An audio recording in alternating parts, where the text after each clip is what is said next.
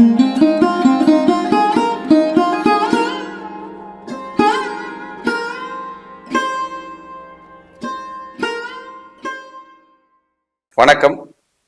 மித்ரா டிவிக்காக ஸ்ரீ வாராகி ஜோதிடத்திலிருந்து அவினாசி ஜோதிலிங்கம், பிரசன்ன ஜோதிட ஆராய்ச்சியாளர்.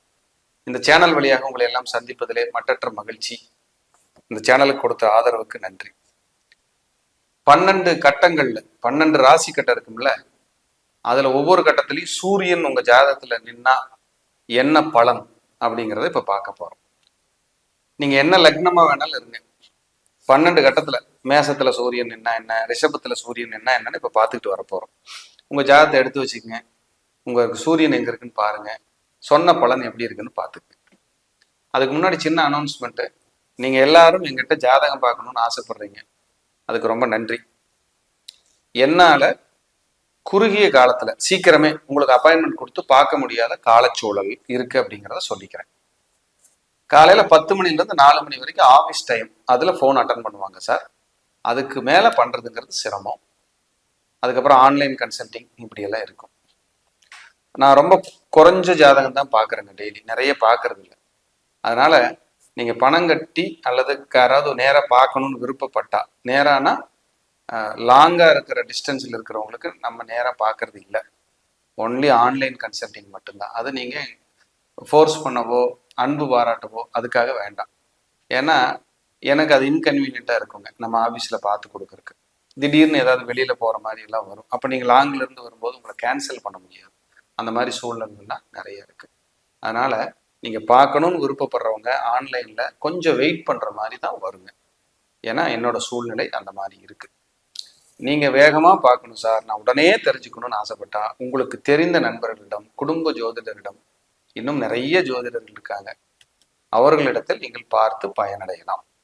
ஏன்னா எனக்கு சீக்கிரமா அது கொடுக்கறதுக்கான நேரங்காலம் அந்த குறைவான காலம் இருக்கு அப்படிங்கிறது தான் உண்மை.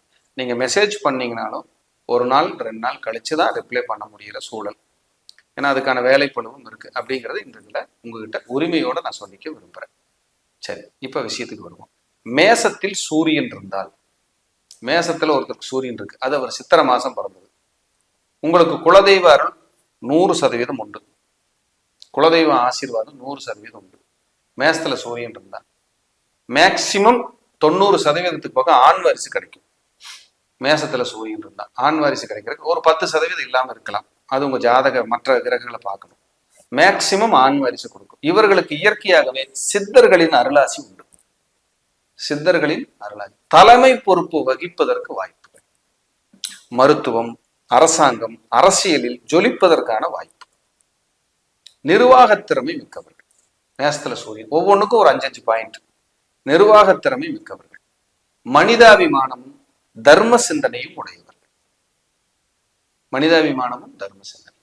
திருமணத்துக்கு அப்புறம் உயர்கல்வி படிக்கிறவங்களுக்கு மேசத்துல சூரியன் இருக்கும். திருமணத்துக்கு அப்புறம் தான் சார் படிச்சாங்க, அடுத்த கட்டத்துக்கு போவாங்க. வெளிநாடு சென்று படிப்பவர்களுக்கு மேசத்தில் சூரியன் இருக்கும். வெளியூர் வெளிமாநிலம் சென்று படிப்பவர்களுக்கு மேசத்தில் சூரியன்.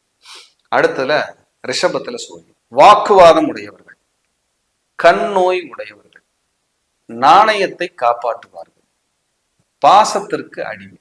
வைகாசி மாசம் பிறந்தவர்களுக்கு சூரியன். ஒரு முறை பணத்தை கொடுத்து ஏமாறுவார், தாய்க்கு உடல்நிலை சிறப்பில்லை, பூர்வீகத்தில் வில்லங்கம் வரும், குலதெய்வம் வழிவிடுவதில் தடைகள் ஏற்படும், தாய் தந்தையர் ஒற்றுமை சிறப்பு. இதெல்லாமே பொது கருத்து, உங்க ஜாதகத்தையும் பார்க்கும்போது தான் தெரியும். இது கண்டிப்பா 80% பொருந்தும். வாக்குவாதம், straight forward, perfection, cut and right, நேர்மையான பேச்சு, நாணயமான பேச்சு, நீ கரெக்டா இருந்தா நான் கரெக்டா இருக்கேன் அப்படிங்கிற ஒரு பேச்சு. சூரியன் வைகாசி மாசம் பிறந்திருந்தான், ஆணி மாசம் பிறந்திருந்தான், படிப்புக்காக இடம் மாறுவதற்கு வாய்ப்பு, தாய்மாமன் மேல் அதிக பற்றுடையவர்கள், தாய்மாமனுடன் சேர்ந்து ஊர் சுற்றுபவர்கள். ஆணி மாசம். இவர் பிறந்த பின்பு தந்தைக்கு அசுர வளர்ச்சி. ஆணி மாசம் யார் பிறந்தாலும் சரி, தந்தைக்கு அசுர வளர்ச்சி. உங்க சக்திக்கு உங்க ஸ்டேட்டஸ்க்கு என்னவோ அதை வளர்ச்சி பண்ணிடும். அதே போல உங்கள் குலதெய்வம் இடமாறி இருக்கும். சில காலம் குலதெய்வத்தில் குழப்பம் இருக்கும். உங்கள் முன்னோர்கள் சிறப்பாக வாழ்ந்தவர்கள், கோயில் கட்டி வாழ்ந்தவர்கள் உங்க முன்னோர்கள். அரசு பதவியிலேயோ அரசாங்க பதவியிலேயோ இருப்பவர்கள்.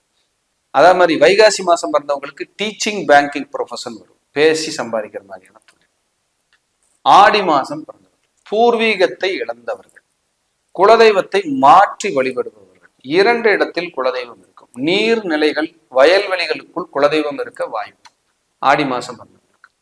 இந்த குழந்தை பிறந்த பின் அவங்க வீட்டில் ஒரு கர்மம் நடக்கும். யாராவது முக்கியமானவங்க இறந்துருவாங்க. தாத்தா பாட்டின்னு யாராவது ரொம்ப நேசிக்கிறவங்க, பெரியப்பா சித்தப்பா அத்தை வீட்டுல இப்படியெல்லாம் ஒரு கர்மம் நடக்கும் இந்த ஆடி மாசம் பிறந்தவங்களுக்கு. ஆடி மாசம் பிறந்தவர்களுக்கு சுயதொழில் செய்கின்ற எண்ணம் அதிகம் வரும். தாய் தந்தையரை பிரிந்து வாழ்வதற்கான வாய்ப்புகள் அதிகம். அதே போல மனம் சார்ந்த தொந்தரவு, ஆழ்மன பிரச்சனை, தூக்கமின்மை, பிரம்மாண்டமாக வீடு கட்டி வாழ வேண்டுகின்ற எண்ணம், இவை அனைத்தும் இவர்களிடம் உண்டு. ஆடி மாசம் பிறந்தவங்க இவங்க அம்மா தலை சிறந்த நிர்வாகி, இவங்க அம்மாவுக்கு தையல் கலைகள் இதெல்லாம் ரொம்ப பிடிக்கும். ஆடி மாசம் பிறந்தவர்களுக்கு அம்மா வழியில் வாழ்க்கை சரியில்லாதவர்கள், திருமண வாழ்க்கையில் பாதிக்கப்பட்டவர்கள், 2 கல்யாணம் ஆனவர்கள், இளம் வயதிலேயே கணவனையோ அல்லது மனைவியோ இழந்தவர்கள், குழந்தை இல்லாத வாழ்பவர்கள், தாமதத்திற்கு பின்பு குழந்தை பெற்றவர்கள், ஒரு குழந்தைக்கு ஒரு குழந்தை இடைவெளியானவர்கள் இவர்கள் குடும்பத்தில் உண்டு. இது கடகத்தில் இருக்கிற சூரியன். சிம்மத்துல சூரியன் இவர்கள் பாட்டனார் வழியில் கோயில் கட்டி வழிபட்டவர்கள். ஆவணி மாசம் யாராவது பிறந்திருந்தா இவர்கள் பாட்டனார் வழியில் கோயில் கட்டி வழிபட்டவர்கள், கோயில் பொறுப்புகளை ஏற்றவர்கள், நன்றாக வாழ்ந்து பின்பு சொத்துக்களை இழந்தவர்கள், ஒரு 2 இடம் 3 இடம் பூர்வீகமோ ஊரோ மாறி வாழ்ந்தவர்கள். இதை சொல்லும். தந்தை வழியிலோ பாட்டனார் வழியிலேயோ தாய் வழியிலேயோ 4 பேர் அல்லது 5 பேர் கொண்ட குடும்பமாக இருப்பவர்கள். கூட பிறந்தவங்க அம்மா வழியிலேயோ அப்பா வழியிலேயோ 4 பேர் கொண்டோம். இவர்கள் குடும்பத்தில் ஒருவர் திருமணம் ஆகாதவர் அல்லது மனைவியை பிரிந்தவர் அல்லது மதம் மாறியவர்கள் அல்லது கலப்பு திருமணம் செய்தவர்கள் அல்லது வயசு வித்தியாச திருமணம், ஆணை விட பெண்ணுக்கு வயசு அதிகம், அப்படி திருமணம் செய்தவர்கள் இவர்கள் குடும்பத்தில் உண்டு அப்படின்னு பார்க்கலாம். அந்த சூரியன் ஆவணி மாசம் இருக்கும்போது, ஆவணியில சூரியன் இருக்கிறவங்களுக்கு குடும்பத்துல யாருக்காவது பிராக்சர் ஆகிறது, சர்ஜரி வர்றது, டிஸ்டர்ப் ஆகிறது இருக்கும். இதெல்லாம் ஆவணி மாசம். புரட்டாசி மாசம் சூரியன், அதாவது கன்னியில சூரியன் இருக்கிறவங்களுக்கு ஒத்த தலைவலி வர்றதுக்கு வாய்ப்பு. கன்னியில் சூரியன் பூர்வீகத்தை விட்டு வெளியேறியவர்கள், பூர்வீகத்தில் வழக்கு வில்லங்கங்கள் நெருக்கடிகளை சந்திப்பவர்கள், குழந்தைகள் ஒரு நல்ல சம்பளத்துல நல்ல உயர்வுல வாழ்க்கையை தொடங்குவாங்க. இந்த ஆவணி மாசம் புரட்டாசி மாசம் பிறந்தவங்க இவர்களுக்கு உயர் அதிகாரிகளால் தலைவலி நிச்சயம். இவர்களுக்கு தந்தையாரால் பிரயோஜனம் குறைவு, இல்ல இவர்களுக்கு தந்தையாரால் எதையும் செய்ய முடியாத சூழல் ஏற்படலாம் அப்படிங்கிறது கணக்கு. புரட்டாசி மாசம் பிறந்தவங்க, புரட்டாசியில கன்னியில சூரியன் இருப்பார், அந்த இடத்துல சூரியன் கன்னியில் இருப்பார். கண் பிரச்சனை உடையவர்கள், கண் தெரியாதவர்கள், கண் பாதிப்பு உடையவர்கள் இதெல்லாம் இருக்கும்.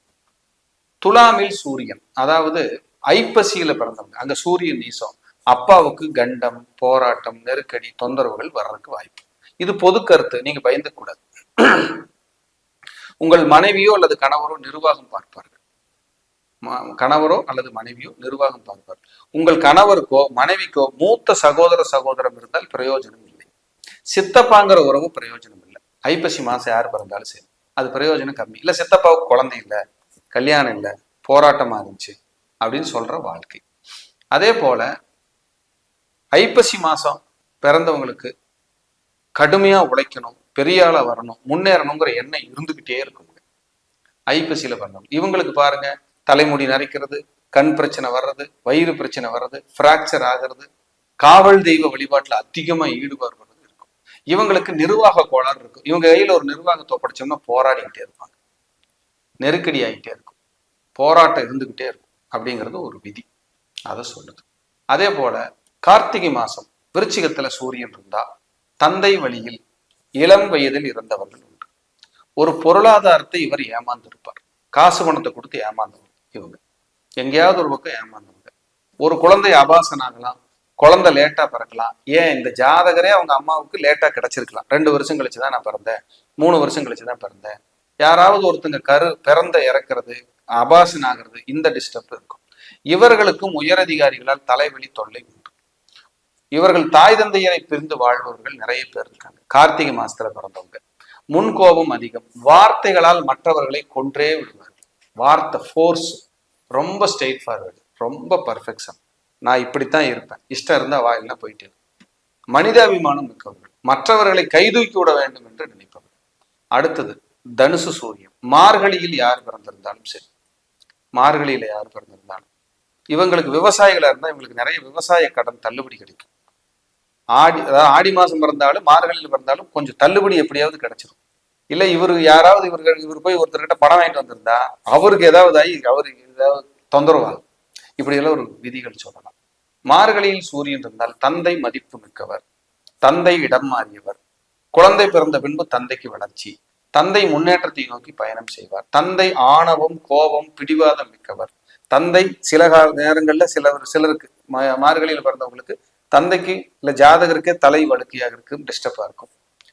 அதே போல அரசு பணி, அரசாங்க பணி, அரசியல், அரசாங்க தொடர்பு, யாருக்கெல்லாம் சித்திரை மாசம், ஆவணி மாசம், ஆடி மாசம், அதே போல மார்கழி மாசம், தை மாசம், மாசி மாசம் பிறந்திருக்கீங்களோ இவங்க குடும்பத்துல அரசாங்கம், அரசியல் தொடர்பு கட்டாயம் வரும்.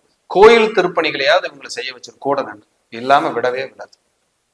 தை மாசம் பிறந்தவங்க யாராவது இருந்தா, தை மாசம் பிறந்த இவங்களுக்கு ஜீவன குறை இல்லை, இவங்க சுயதொழில் செய்யணுங்கிற எண்ணம் இருக்கும், இவங்க அம்மாவே ஆளுமை இருந்தவங்களா இருப்பாங்க, இவங்களுக்கு பூர்வீகம் பலம் இல்லைங்க, வேலையில ஒரு மதிப்பு, ஒரு மரியாதை, அங்கீகாரம் கண்டிப்பா கிடைக்கும், மனைவிக்கு சொத்து உண்டுங்க, தாய் தந்தையர் இவர் பிறந்த பின்பு ஒரு சொத்துக்களை உருவாக்குவார்கள், வளர்ச்சியை நோக்கி பயணிப்பார்கள். இது தை மாசம். சும்மா 4 பயன் சொல்லிட்டு வரேன். அடுத்தது டீப்பா ஒண்ணு இருக்கும். அடுத்தது நீங்க கும்பத்துல, கும்ப மாசம்னு சொல்லக்கூடிய மாசி மாசம் பிறந்தா, மாசி பாருங்க, மாசி மகமே அப்பதான் வருது. மாசி மாசம் யாராவது பிறந்திருந்தா கும்ப மாசம்னு சொல்லுவாங்க.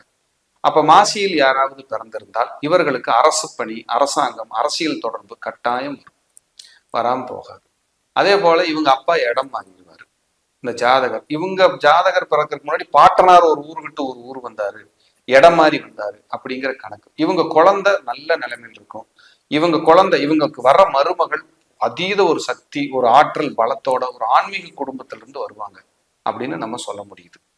அடுத்த கட்டமா மாசி பங்குனி மாசம் பிறந்தவங்க சூரியன். இவர்கள் நிறைய நாள் வெளிநாடு, வெளியூர், வெளிமாநிலம், ஊர் விட்டு இருந்த, குடும்பத்தை பிரிஞ்சிருந்துங்கிற வாழ்க்கை. உங்களுக்கு பங்குனி மாசம் பிறந்தவங்க இவங்களுக்கு ஒரு குழந்தை அபாசன் ஆகலாம், தத்து கொடுத்து வாங்கலாம், லேட்டா கிடைக்கலாம், டெஸ்ட் டியூப் பண்ணிருக்கலாம், இந்த மாதிரியான ஒரு அமைப்புலாம் வந்துடும். பூர்வீகத்துல வழக்கு, வில்லங்கங்கள், நெருக்கடி கட்டாயம் உண்டு. சில காலங்கள் குலதெய்வத்திலே உங்களுக்கு குழப்பங்கள் வந்து போகிறதுக்கு வாய்ப்பு இருக்கு. இதெல்லாம் நீங்க யோசிச்சு பார்த்தீங்கன்னா கரெக்டா இருக்கும். அதே போல இவங்களுக்கு வாடகை வருமானம் வர்றதுக்கு வாய்ப்பு. இந்த மாசி பங்குனியில பிறந்தவங்களுக்கு வருமானத்துக்கு குறை இருக்காது, நிரந்தர வருமானம் வர்றதுக்கு வாய்ப்புகள் உண்டு. இப்படி சொல்லலாம். இப்ப 12 கட்டத்துல சூரியன் இருந்தா இன்னும் நிறைய இருக்குங்க. இது ஒரு சிம்பிளா 4 வரி உங்களுக்கு சொல்லியிருக்கிறேன்.